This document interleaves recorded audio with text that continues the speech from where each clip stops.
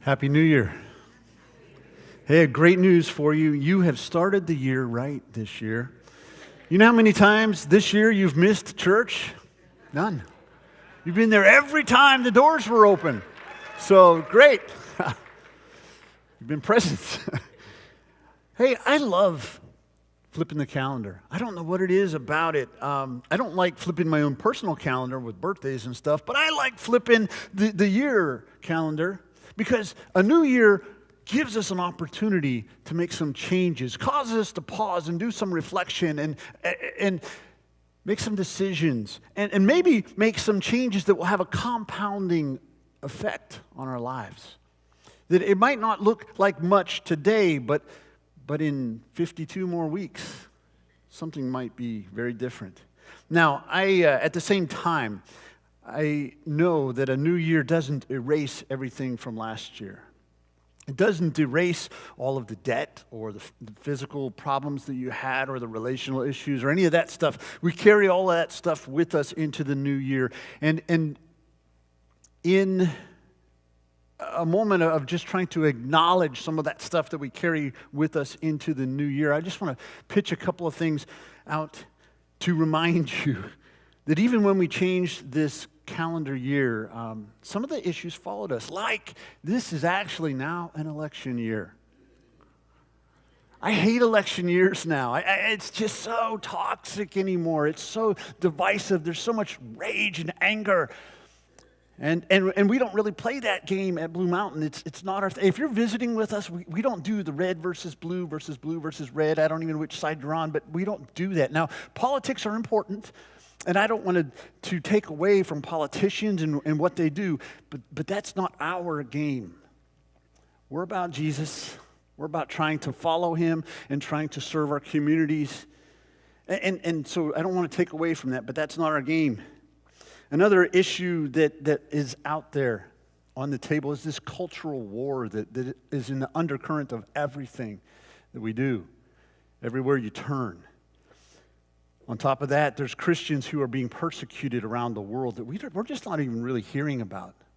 But I'm hearing news about out of Nigeria, some of the persecution that's taking place there. And all around the world, there's so many Christians who are finding it harder and harder to follow Jesus without incredible persecution.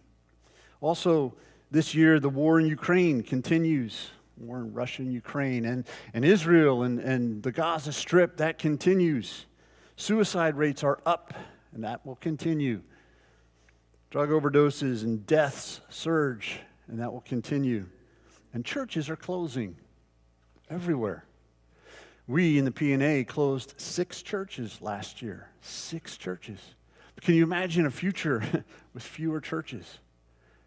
I'm afraid that that's the future that we're going to experience as we continue to close churches. And yet, all these things and more, so much is at stake. But we are Christ followers. We entered this new year as a people of faith. And as a people of faith, we carry that faith with us. And we're not the first Christ followers who are going through hard times. We're not the first Christ followers who are struggling in terms of all of the things that are happening around us. In fact, John 16, verse 33 says, I've told you these things. This is Jesus. He's talking to his disciples. He says, I told you these things so that in me you may have peace. In this world you will have trouble. But take heart. I have overcome the world.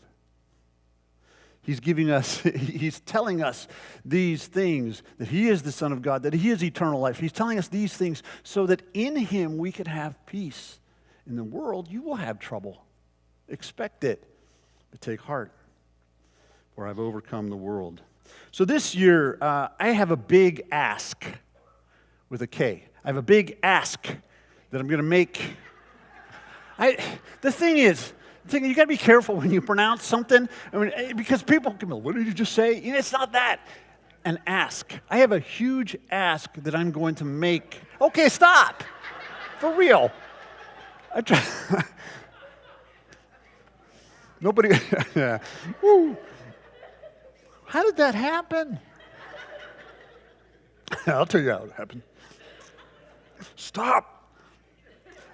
I have an ask that I would like to make. And if it was for me, I wouldn't make it. If it was for Jim, if it was for anything I wanted, I wouldn't make it. But I believe Jesus is asking something of me. And here's the problem. When he asks something of the pastor, it usually becomes a problem for the whole church. Right? I think he's asking something of me, but I have looked at it and said, actually, I think he's asking it of us. And so I'm going to make this ask. You know, as Christ followers, we have a responsibility. We have a duty. We have a calling, if you will. You entered the doors. If you came through the lobby, there's over top of the sanctuary doors, it says, engage the present, create the future. Engage the present, create the future. So as Christ followers, our calling is to engage the present, and we engage it with faith in Jesus. We engage it with grace. We engage it with hope. We engage it with compassion. We engage it with love. That's how we engage the present. It doesn't say, as Christ followers, engage the present. It just says engage the present. And when we do, we create a future. We create a better future. So here's the ask. Are you ready for it? Be present. That's it. That's it. This year, be present. It's a hard ask. And I'm not asking as a church, we are present. I'm saying for you, specifically as an individual, you be present this year. Don't be translucent this year. Don't fade into the background. Don't disappear. Instead, step into the moment and let your presence be known and felt. How can we be present? Seek Jesus. Be present in that? Absolutely. But also, if we're being real, it is harder today than it has ever been to be present. It just is. To be in the moment. It's just harder now than ever before. And part of it is this thing, right? I mean, here I am, and I'm scrolling videos of cats, right? Yeah, right? That's me. I'm scrolling videos of cats, and you're looking at your friend's status on whatever thing you look. And somebody else, you're trying to see if the Seahawks are actually going to make the playoffs because last week they got beat by the third-string Steelers quarterback. And you're like, okay, so one of those three is not true. Which is it? Right, I was not scrolling videos of cats. That's true. But it's so hard to be present anymore. It's just harder than it's ever been. How many times have you seen people they're just there? They're sitting across from one another at a table at a restaurant, and they're in different worlds. They're just in different worlds, and you've done it too. I've done it. You're in different worlds. I'm on my cat videos. And you're somewhere else. I mean, it's so much harder today than it's ever been. It's an amazing thing. We struggle. The other day, we were out for a walk, and we were crossing Alder and Roosevelt, I think is the intersection, and there's a flashing light right there at Pioneer Park. And you can push it, and it flashes. You know what I'm talking about? And we're crossing the road there, and okay, look both ways, looks good. You push the button, light flashes, and the cars stop, right? And you walk across safely. And we start walking across safely, and guess what? A white Camry with a young woman drove right through at full speed. Didn't even slow down, didn't even look up because she was on her phone the entire time. She was somewhere else. She was not present. She was not present. There's a girl who walks by our house every day. We don't have sidewalk in front of our house. And the other day, she's walking by our house, and she's drifting right out into the road, looking at her phone. She's almost not present with us today because she almost got run over. I mean, I wish it was funny, but it's not. It's not.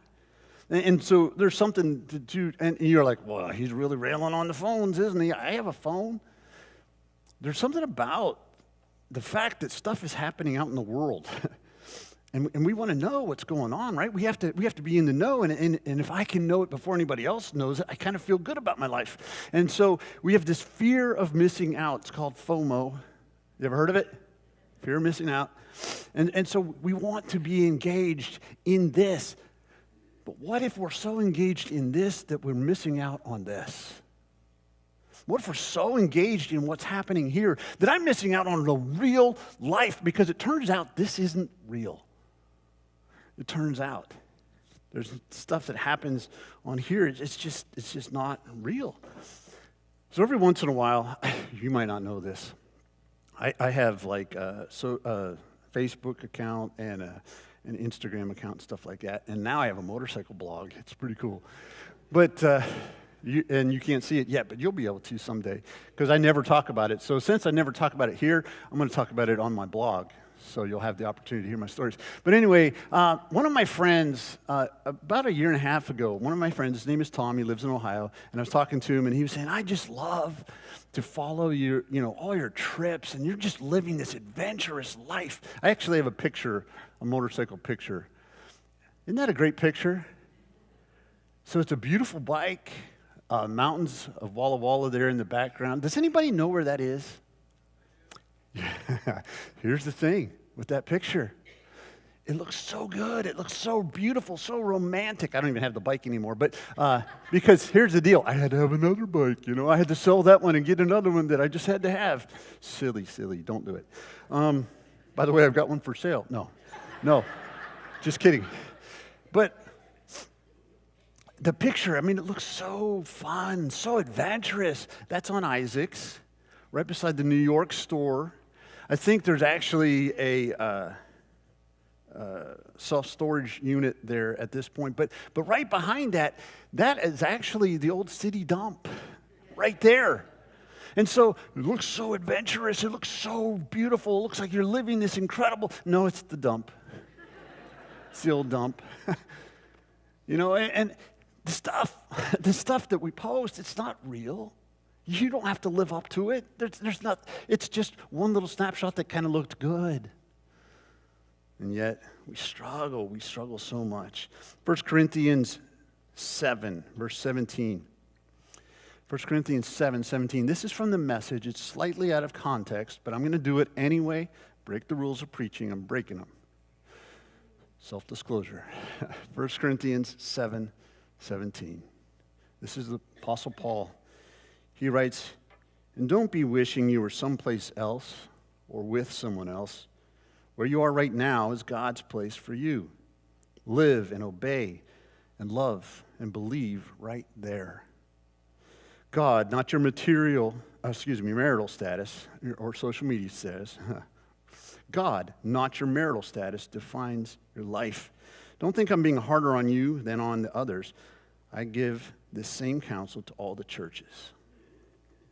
What is Paul saying? Engage the present, right where you are. Live, obey, love, believe right there.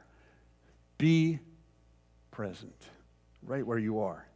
But it's not just our phones that we struggle with. It's not just this. It's our heads. We struggle with our own heads too, right? Because so often we're just somewhere else. We walk into a room and we think everybody's kind of looking at us. Well, you're looking at me right now, but aside from that part, we walk into a room and we think everybody's looking at me. And they probably notice that, I don't know, come up with something, right? I have a pimple on my face. Everybody sees that pimple and they're all saying, "Ooh, he's so gross, he has a pimple." And they're all looking at my pimple. They're thinking about me and my pimple. Guess what? They might have noticed it, but they're not thinking about it. They're thinking about them and their pimple. I'm thinking about me and my issues and my struggles, and I think everybody else is looking at me and judging me for my shoes or judging me for my this or my that or the other thing. And we're all in our own heads, in our own worlds, and we're not even there in the room because I am so in my own head. And you are too, most of the time. Because that's the way we operate. We're not even present in the moment half the time. Your presence, it matters. It matters when you actually show up. And you might not realize it, but when one person is actually present, it can draw other people into reality. It can wake other people up. Have you ever gone to a sporting event, a little kid's sporting event, and there you are at this kid's sporting event?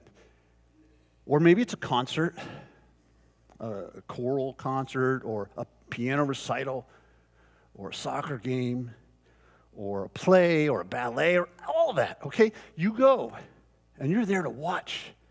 And what does that kid look for when they take the stage, when they walk out on the court, when they're looking for mom, dad, grandma, grandpa, just somebody they know. They're looking to make eye contact, to see that you are there.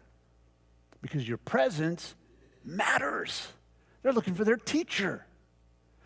They're just looking for somebody who matters in their life. When I was a youth pastor, that's half of my youth ministry. As a youth pastor, I would just go to stuff. And those kids would just see me sometimes, and it mattered. And to this day, I have a tremendous relationship with some of the kids who were in my youth group. Why? Because I went to their boring games. Yeah. And none of them went on to play in the NBA. And none of them got discovered by a talent scout. But they became, there's something else that happened. And those kids, they're not looking for an NBA scout whenever they're scanning the room. They're just looking for you. Just looking for you. They're looking for people who love them. I walk through the fellowship hall sometimes during the day, and if it's cold, the ARC kids are playing in the fellowship hall down the hallway here. And as they play, I might stroll through to get a cup of coffee in the kitchen. And I walk through, and every time I walk through, some kid does a somersault. And I look at me, and they do a somersault. And then another kid does this thing and that thing. Look at me, look at me, look at me. And they're all they want me to look at them. That's what they want. Look at me. Why? I don't know. They're not doing anything any good. It's just a somersault. Everybody can do that. You could all do a somersault, right? Look at me. Actually, it might be fun. And the church broke out in somersaults. Am I saying that right? Is that the way you say it? Yeah, okay. Spirit of the Lord moved in the all. Yeah. But it matters because they need somebody to see them. We need the presence of others. Now, just the human dynamic, put the faith dynamic aside for just a moment, okay? Just the human dynamic of relationship matters so much. When children are young and they're trying to build the foundation that is their life, if there's a significant part of that foundation missing, it's hard to build on a foundation that has something significant missing. Now, specifically, if mom or dad isn't there, and again, I'm going to be a little careful because I'm not saying, well, if you're a single parent, you're bad. No, that's not what I'm trying to do. I'm just trying to tell you sometimes life circumstances happen in such a way that it's a single parent family, and that's the way it works sometimes, a lot of times. But it's so much, if there's a healthy parent couple and there's no abuse taking, it's so much better for a child's foundation to have both parents present. I did some research. Institute for Family Studies says if the biological father is missing from the home, boys struggle. How do they struggle? Well, the article says this: less college, less work, more prison. if the biological dad isn't there. Less college, less work, more prison. Why? Because dad says, go to school. Because dad says, get a job. Because dad says, stay out of trouble. Okay, dad's important. 32% of boys grow up in a home without their biological dad. Now, again, I'm not casting judgment on you in any way, but it matters. Dads also, if they're missing, their girls struggle with self-esteem issues. They can struggle. This is according to kids.com. wehavekids.com. They can have self-esteem issues. They can struggle to build and maintain lasting relationships. They're more likely to have eating disorders.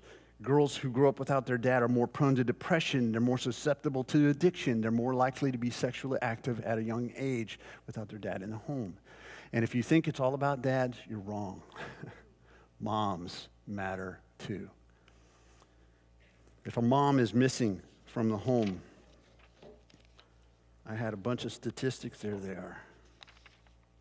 If a mom is missing from the home, according to learningminds.com, kids, both boys and girls, struggle to maintain healthy relationships. Sounds just like when a dad's missing, right? They lack the emotional support to help them understand healthy relationships because moms help kids understand what a healthy relationship is.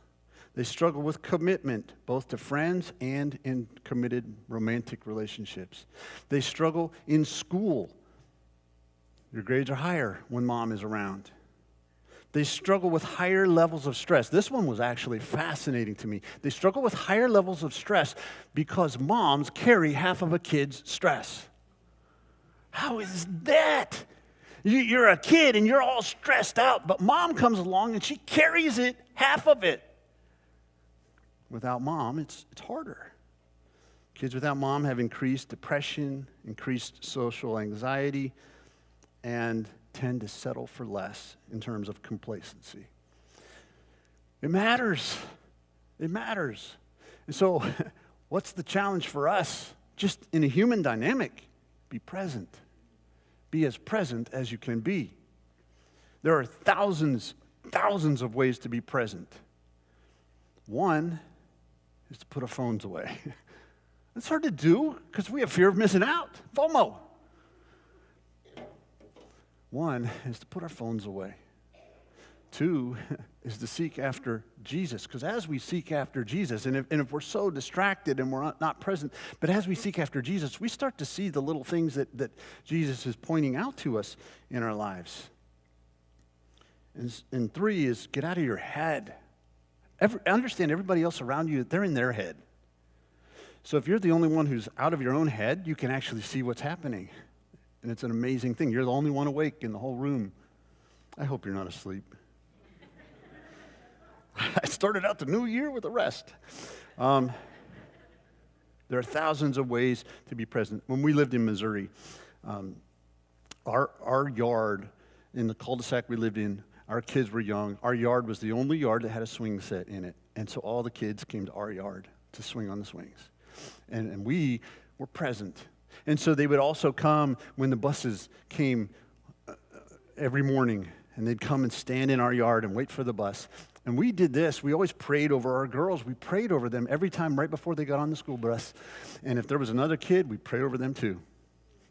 They just got the prayer. Sorry. Standing in the wrong place at the wrong time. You got prayed for.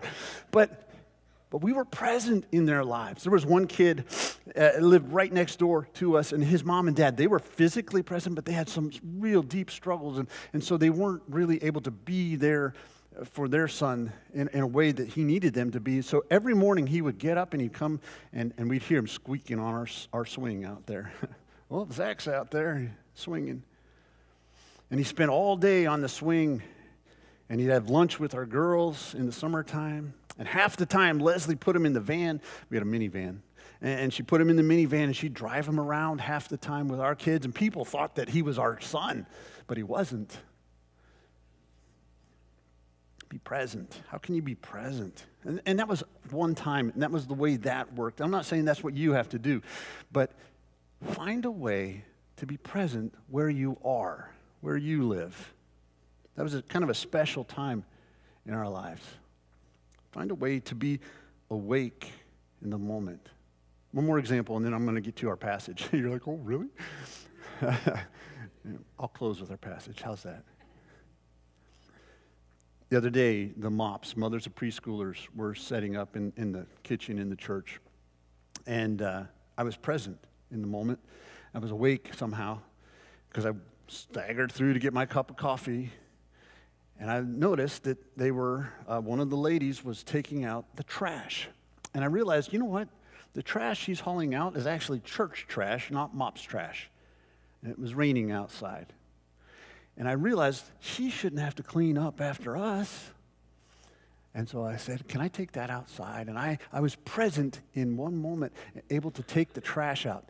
That's all I'm talking about. That's all I'm talking about. Find a way to notice and be present. Just do that. Now, you can all praise me because I'm a great hero. No, I'm sorry. I'm not. But in one moment, I saw the trash needed to go out. That's the kind of example, though, that we can live. So, to our text, and I'll be really fast now. Matthew 5, verse 13. Jesus telling his followers, you are the salt of the earth. But if the salt loses its saltiness, how can it be made salty again? It's no longer good for anything except to be thrown out and trampled underfoot. Snow melt, right? In the ancient world, salt wasn't really to flavor your food. Salt was to preserve your food because food, it breaks down. Whether it's meat or whether it's vegetable, the cells start to break down and enzymes seep out and bacteria grows and it just falls apart.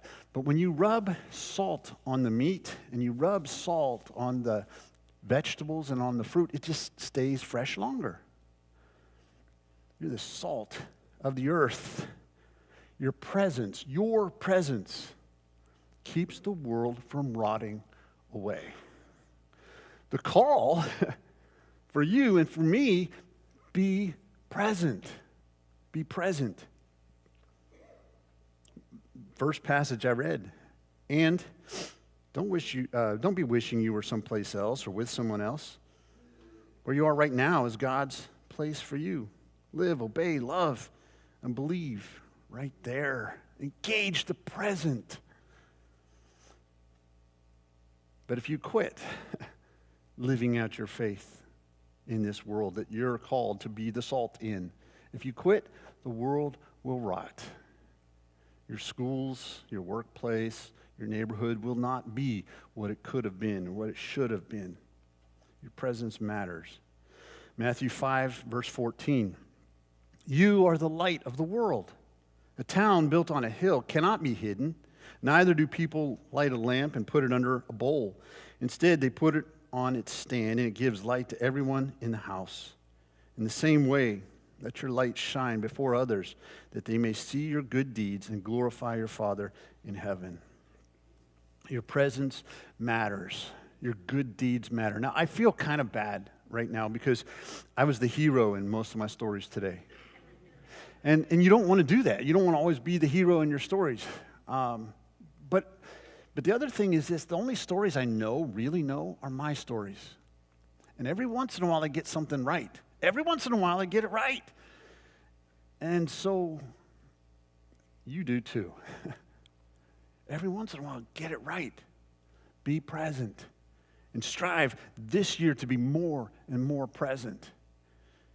Push aside the distractions. Christ follower. Determine this year, I will be present. I'll go to church. I'll seek you. I'll read the scriptures.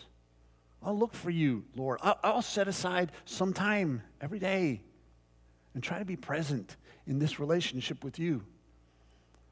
Friend, be present. Your friends need you. Mothers, be present. Your kids. Dads, your kids, whether they live with you or not, be as present as you can possibly be. Neighbors, be present. Your neighborhood needs you. The challenge today. What is today? The 7th? January 7th, 2024. The challenge this year. Be present. Would you pray with me for a moment? Lord, it is hard to be present. I struggle with it. Everybody in this room does. We get so distracted. We get so off of reality sometimes. We get in our own heads and we miss out on everything important. Help us not miss out this year. Help us to be present, because it's only as we are present that we can be the salt of the earth and the light of the world. It's only as we are present that we can glimpse Jesus Christ, you, who we need more than anything. Help us to engage the present, and somehow by your grace, may we create the future. Amen.